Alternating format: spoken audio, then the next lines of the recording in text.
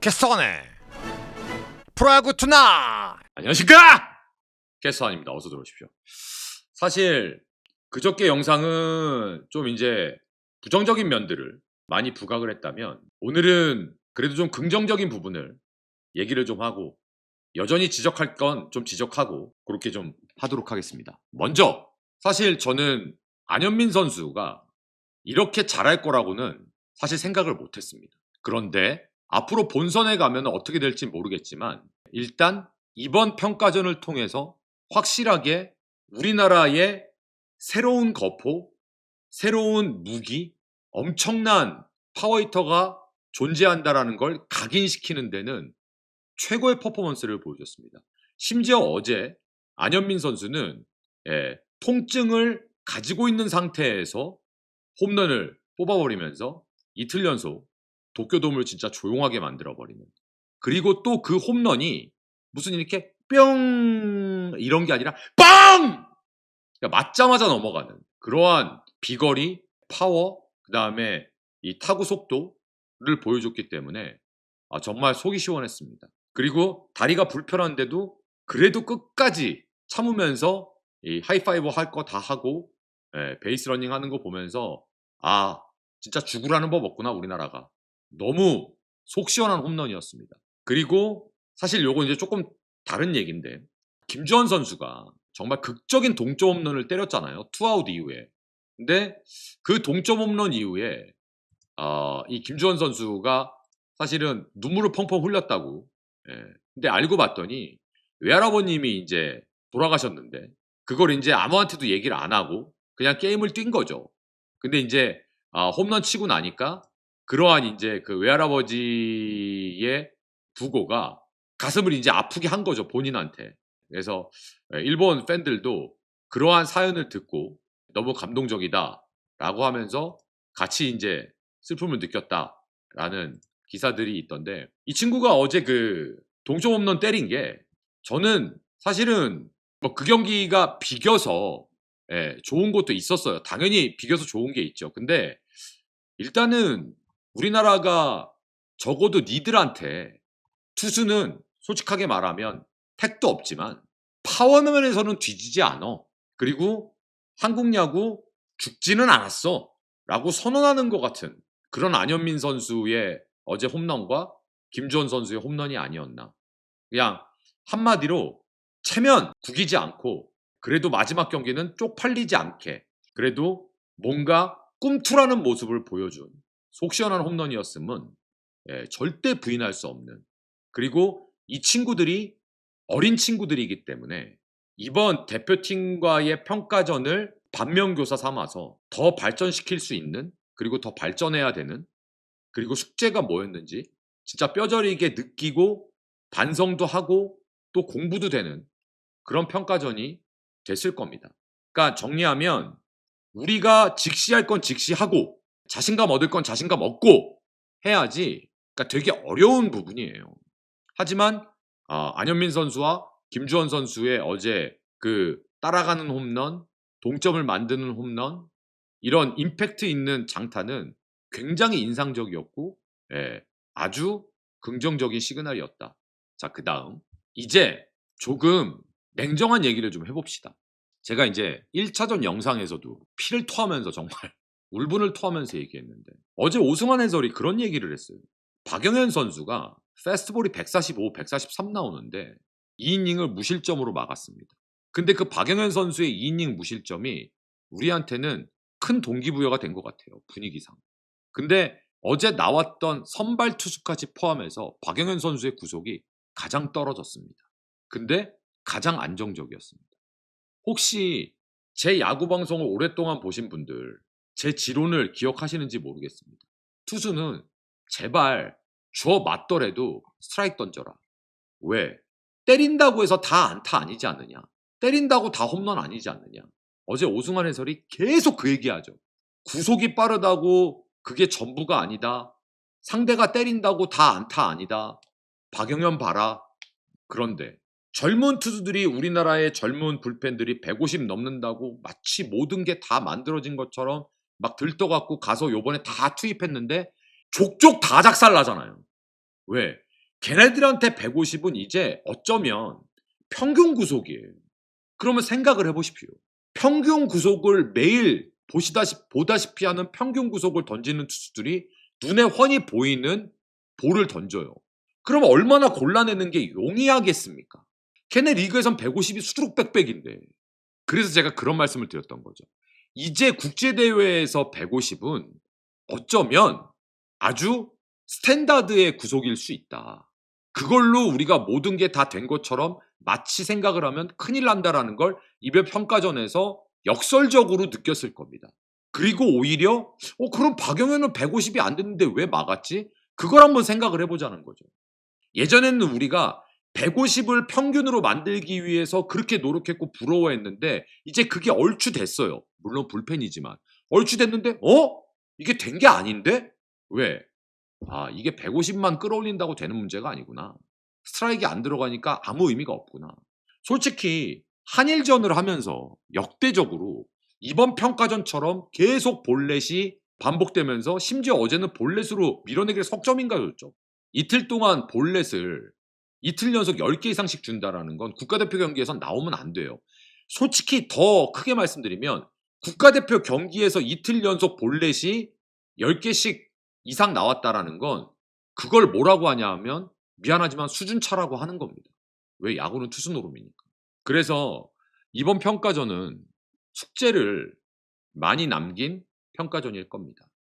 이게 어쩌면 너무 당연한 얘기인데 스트라이크를 던지는 게 이게 정말 중요한 거구나.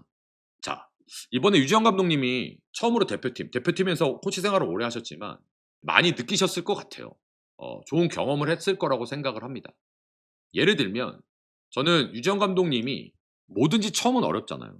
근데 저는 2차전에 정우주를 선발 카드로 꽁꽁 아껴놓고 언론에다가 절대 흘리지 않은 거, 우리나라 언론에다가.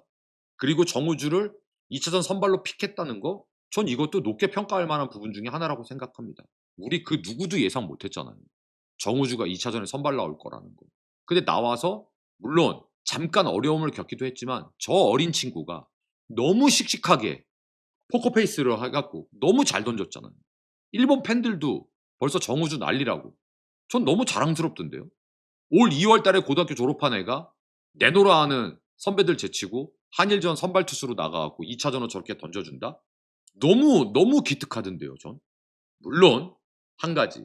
정우주 선수도 결과는 무실점이었지만 솔직히 말씀드리면 반대 투구의 축제 분위기. 최재원 포수가 엿다 조금 싫어 엿다 조금 엿다 던질 거예요. 근데 구위가 좋으니까 일본 애들이 억한 거죠. 한마디로 정우주는 싸운 거예요. 두려워서 스트라이크가 안 들어간 게 아니라 스트라이크를 던지려고 하는데 힘이 들어가니까.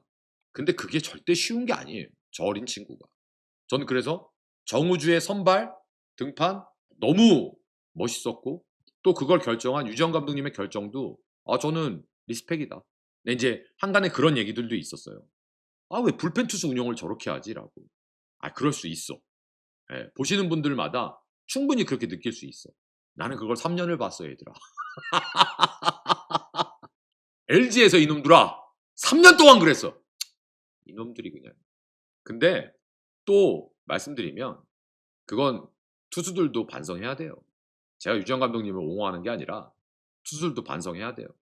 근데 이 불펜으로 나갔던 친구들이 많이 느끼고 공부해야 되는, 그리고 돌아봐야 되는 좋은 공부의 기회가 됐으면 하는 바람입니다. 그래서 이 친구들이 잘 성장해서 내년 본선에서 누가 나올지 모르겠지만 한두 뼘 성장해서 이들이 오히려 우리에게 불안함을 줬던 우려가 본선에서는 그때 평가전 하길 잘했구나 라는 좋은 경험이 됐기를 진심으로 바라고, 암튼 모쪼록 어쨌든 부담스러운 경기들, 저는 내용은 솔직히 마음에 안 들지만 어쨌든 고생한 건 고생한 거니까 오래간만에 한일전 고생했고, 감독님이야 전 선수들 특히 어제 저는 그래도 그나마 이 새끼들 이놈의 새끼들 그냥 할 줄 알면서 조금 풀어졌던 게, 어제 동점 홈런 치니까 떡아웃에 있는 선수들 다 뛰어나오더라고요. 마치 이긴 것 마냥. 근데 또 그게 또 뭐라고 또 또 움직이더라고. 또 이게 움직이더라고 또. 아무튼 고생들 했고 이제 좀 푹 좀 쉬었으면 좋겠습니다. 많이들 힘들 텐데.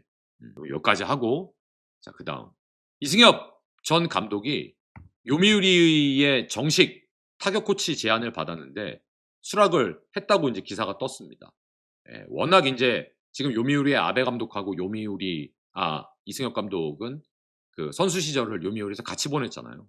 그래서 이승엽 코치의 이 코칭을 일본 선수들이 굉장히 좋아하고 리스펙 했나 보더라고요. 그래서 오히려 선수들이 거꾸로 감독한테 제안을 정식 코치로 좀 우리랑 같이 했으면 좋겠다라고 했고 또 아베 감독도 흔쾌히 선수들의 그런 요청을 받아들여서 거꾸로 이승엽 코치한테 제안을 했고 고민 끝에 이제 수락을 한 것 같습니다. 근데 사실 두산에서 감독 생활을 하면서 성적에 대한 아쉬움 있죠. 운영에 대한 아쉬움. 근데 적어도 이승엽은 이승엽이잖아요.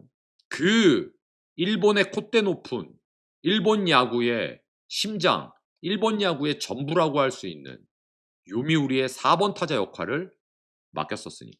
그래서 일본 거인 군단의 타격 코치로 1군에서 저는 좋은 평가를 받으면서 또 한 번의 경험 계기가 됐으면 좋겠어요.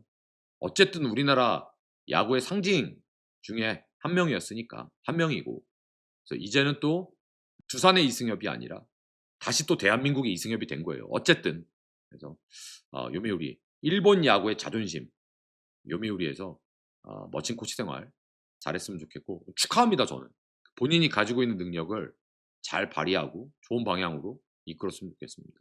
다음 다케다 쇼타가 아시아 쿼터로 SSG에 왔는데 이 친구가 2015년 프리미어 12 때 국대였죠. 근데 이제 부상 이후에 소뱅에서 자리가 없어졌죠. 근데 아시아 쿼터로 오는 선수 중에 아마 최고의 경력자일 거다라고 얘기하는 건 너무 이 친구한테는 너무 당연한 얘기 같고 명성만 따지면 물론 뭐 메이저리거 출신은 아닙니다만 일본에서 다케다 쇼타 우리나라 간다? 물론 이제 일본에서는 경쟁력이 떨어졌다고 생각하겠지만 이건 좀 의외의 사건일 것 같아요.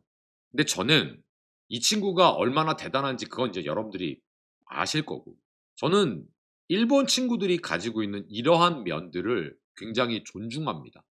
뭐냐 하면 이 친구가 SSG의 유망주들이 일본에서 마무리 캠프 훈련을 하고 있는데 계약을 하고 나서 거길 찾아갔대요. 그래서 거기 있는 SSG 관계자들 코칭 스태프서부터 다 놀랬대잖아. 쟤 왜 왔어 여기에? 그래서 물어봤대요. 너 여기 왜 왔어? 그랬더니 내가 새롭게 몸담게 될 팀이 어떤 훈련을 어떤 방식으로 하고 또 감독 코치님들이 어떤 훈련을 시키시고 하는지 자기가 미리 알고 있으면 자기가 내년에 SSG에서 활약을 하는데 좀 도움이 되지 않겠느냐. 같은 나도 일본에 있고 내가 뛰게 될 그 팀의 선수들이 일본에서 훈련을 한다는데 당연히 와보고 싶었다. 그래서 뭐 여기 이제 보시면 일본 프로야구 통산 66승, 소뱅에서 선발로 13승, 16시즌에 14승. 이제 팔꿈치 수술한 다음에 이제 방출이 된 거죠. 그래서 이런 친구들이 일본 친구들이 가지고 있는 이런 진심 어린 사고방식들 저는 분명히 배워야 되고 리스펙이라고 생각을 합니다. 자, 오늘 마지막 소식은요. 제가 이제 이래서 LG 소식, 특히 FA 소식을 잘 안 다뤘던 거예요.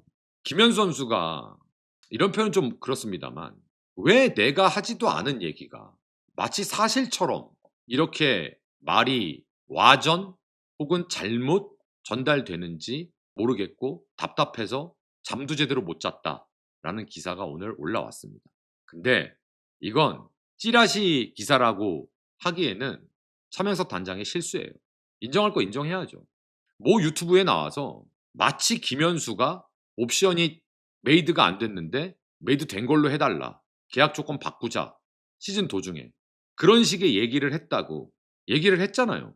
그래서 부랴부랴 그건 김현수가 그랬다는 게 아닌데 그렇게 전달이 된 것 같다.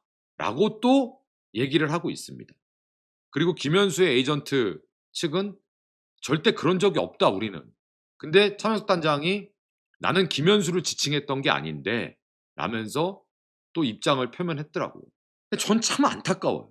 제가 며칠 전에 모 단장님한테 섭외 전화를 드렸었어요. 근데 그 단장님은 저한테 너무 감사하게도 너무 미안해 하시면서 거절을 하셨습니다. 그 이유는 그 단장님도 해설위원 출신이시고 너무너무 이런 미디어 방송 쪽에 오픈마인드신데 단장으로 이직하고 나서 단 하나의 방송도 출연하지 않으셨다. 자기는 이 중심을 지키시고 싶으시대요. 왜냐하면 말이라는 게 아무리 조심해도 하다 보면 하지 말아야 될 말도 할 수 있고 또 그냥 워딩으로 너하고 나는 너무 편하다 보니 정말로 말실수를 할 수가 있으니 이해 좀 해줘라. 너무 미안하다. 그때 제가 그래서 느꼈어요. 아 확실히 중심이 생각이 좀 그래서 전 너무 감사하다 그랬거든요. 근데 차명숙 단장님이 소통하는 게 전 무조건 틀렸다라고 생각하지 않아요. 그런데 아시다시피 차명석 단장님은 너무 노출이 많이 돼 있고 또 약간 물론 선택과 집중을 하시겠지만 뭐 아무튼 뉘앙스 아시겠죠. 근데 제가 이번에 그 김현수 선수의 계약건에 대한 이런 오해 이런 걸 보면서 아 말은 진짜 안 하는 게 최고구나. 차명석 단장님이 어떤 의도로 하셨던지 간에 그래서 김현수 선수 입장에서는 그게 조금 좀 마음에 걸리겠다라는 생각이 저도 좀 들더라고요. 안타깝더라고요. 여기 보시면 김현수는 저는 확실하게 차 단장이 말한 내용을 요구하지 않았다고 밝혔고 그 에이전트 관계자도 LG 구단과 두 번 만나서 계약 기간에 의견만 전했다. 차 단장은 LG 구단을 통해서 계약서를 바꾸고 유불리에 따라 말을 뒤집는다 했던 건 특정 선수를 지칭한 게 아니라 일반론을 설명한 것이다. 근데 그런 얘기가 나왔다라는 건 오해할 만한 그런 멘트였겠죠. 그러니 그게 기사화가 됐고 그래서 뭐 아무튼 이것도 하나의 해프닝이라고 받아들일 수 있는데 마음고생이 심할 것 같아요. 박혜민도 마찬가지고. 그래서 저는 두 선수가 저 늘 FA 때 말씀드리죠. 저는 철저하게 사후 멘트입니다. 사전 멘트 안 합니다. 선수의 입장, 구단의 입장을 다 존중해야 되니까. 선수가 움직이는 것도 움직일만 하니까 그런 결심이 섰으니까 움직이는 거고 잔류를 하는 것도 그만큼 구단과 선수가 같은 마인드가 됐으니까 잔류를 하는 거고 그 어떤 것도 틀리다 맞다의 개념은 아니라고 생각합니다. 선수가 옮긴다고 하면 전 그것도 리스펙. 잔류한다? 리스펙. 그걸 가지고 왈가왈부하는 건 팬들의 권리이긴 합니다만 그 왈가왈부 속에 이건 옮기는 게 잘했어. 아니야 너 잘못했어. 전 이건 아닌 것 같아요. 우리 일반인들도 직장을 옮길 때 혹은 고민할 때 옮길까 말까 엄청난 고민을 하잖아요. 근데 그걸 옮기고 안 옮기고 했다고 해서 다른 3자가 너 이 새끼야 왜 안 옮겼어? 너 새끼야 왜 옮겼어? 이럴 권리가 없잖아요. 그건 오롯이 본인의 판단이고 여러 가지 환경에 따라서 결정하는 건 그 주체들의 몫인데 그걸 3자가 잘했다 못했다 그건 아니죠. 그냥 우리는 이들의 직업이 야구선수고 노출된 직업이기 때문에 관심을 갖고 아 결정이 되면 그랬구나 오케이 혹은 아쉽네 요 정도가 딱 좋은 스탠스가 아닐까 생각을 합니다. 그래서 계속해서 저는 여러분들과 야구 이슈를 다룰 겁니다.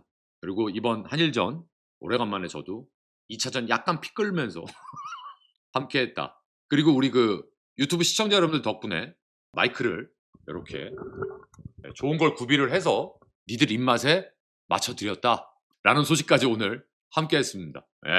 오늘 라이브로 함께 해주셔서 진심으로 감사드리고 유튜브로 시청해주신 우리 시청자 여러분들 진심으로 감사드립니다. 여러분들의 많은 구독 저에게 큰 힘이 됩니다. 비시즌에도 열심히 준비해서 여러분들과 라이브 그리고 영상으로 인사드리겠습니다. 함께 해주셔서 감사드리고요. 캐스터였습니다. 내일 뵙겠습니다.